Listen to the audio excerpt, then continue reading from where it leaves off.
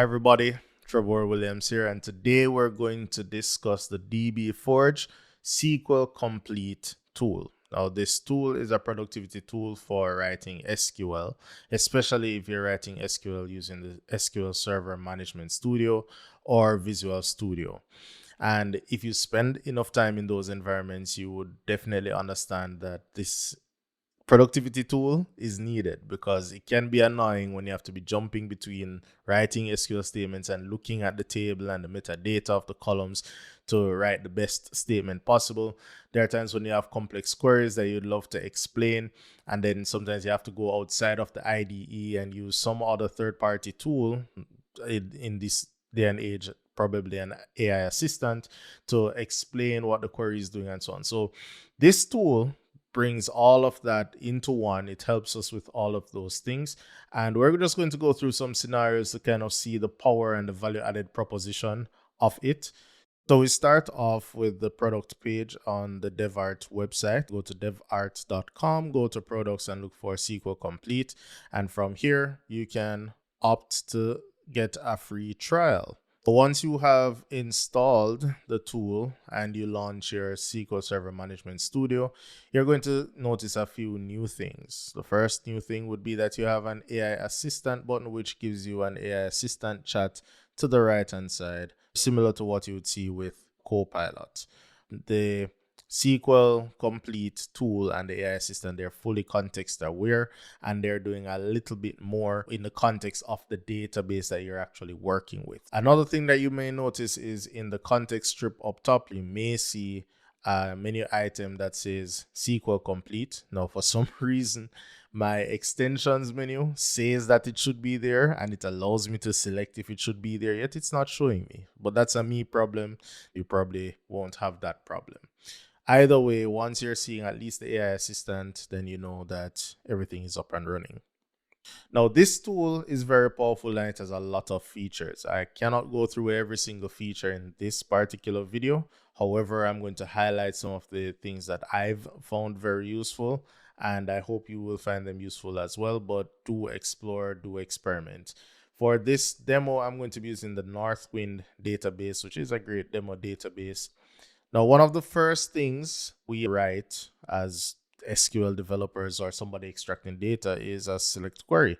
Now, I did mention snippets. A snippet here is SSF. If I type SSF and press tab, it's automatically generating that select query for me.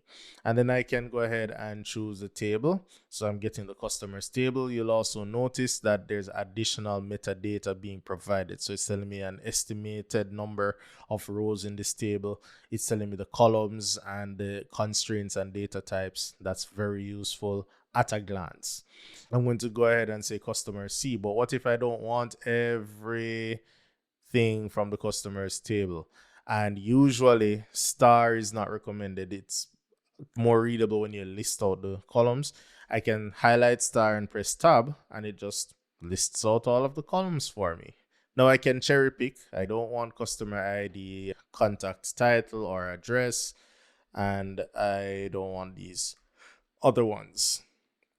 So now I only have the company name, the contact, city, region. Now, what if I had an error and you're tired, I don't have the time and the cognitive ability in that moment to sit down and spend hours trying to debug what's wrong with the SQL statement? Well, you can right click, you can go to the AI assistant, and you can say fix SQL. So if I do that, it launches the AI assistant window. It automatically places the SQL statement here. It explains what is wrong, and then it gives me not only a corrected, but an even more readable and better formatted query. So you'll see if I copy this and place it underneath, you'll automatically see the differences. So of course it corrected that simple error. It also fixes the indentation and makes it a little more readable. So that's good. Now, what if I wanted data from other tables? So I want to see some details about the orders. So I want O dot, and this would be orders, columns. Let us say I wanted the order date. All right, let's just bring over order date. Now, obviously, this is an error because there's no table with the alias O. let alone a column. This query knows nothing about that.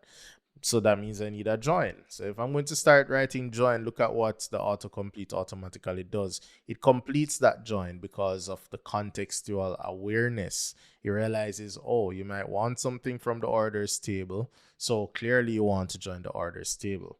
What if I also wanted to get the employee name? So I'm going to do two things in this part of the demo. One, I'm going to use the concat function.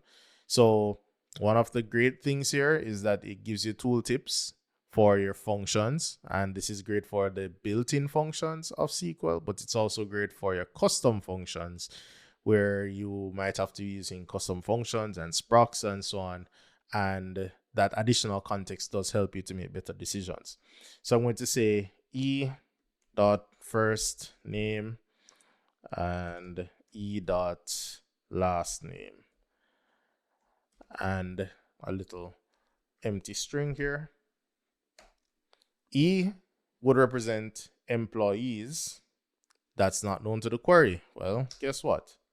I can join and Intellisense will automatically figure it out for me. So that is great. That's a great productivity bit right there. Now, let us move on to another scenario where maybe we want to get some complex data and maybe we need to write a report. We have the description of the report and we don't have the hours it takes to convert from description to actual SQL. So we can go to the AI assistant and I can say, please find top customers with total order value. Now I'm going to attach the database this time. And I'm going to select the connection and make sure I'm pointing to the correct database. And now that I have that connection, I'm going to run and let it generate that answer. And in a few seconds, it's giving me a query that is potentially the answer to the report. Always remember, whatever the AI does, you should always review. That's what we call human in the loop. So generative AI and AI assistants and tools are great. They do help us, but always review and make sure that the output is what you need. So when I select that, I would see that, okay, this looks accurate enough. So I'm satisfied that the AI assistant did a good job giving me that query. And this is where it differs from generic assistants, like I mentioned before. It's not just giving me random SQL, it's actually giving me SQL within the context of the database that we are working with. Now, let us say that this query came back. We see the results, but we don't quite understand what it is doing. So we can right click it, go to the AI assistant again and say, please explain this SQL. And it is going to, in plain English, tell us exactly what it is doing. And the query effectively shows 10 customers who have spent the most money. All right, so that's a nice way to review what your queries are doing. And it's not just about these simple queries, but let's say you open an older stored procedure or somebody else's query. This can help to shorten the time between you looking at it and you understanding what it is doing.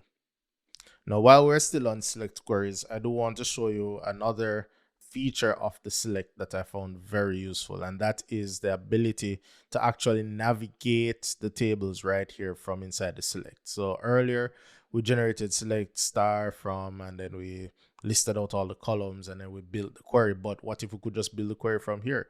So I can say I want all of the categories, or maybe I just want the category name here, and then I want the products down here, the product name, and the, let us just say, reorder level, etc. Right? I can build out all of these things and it is generating those for me as needed. So that helps to cut down the time to find the right object, the right column, and the right relationship all the time.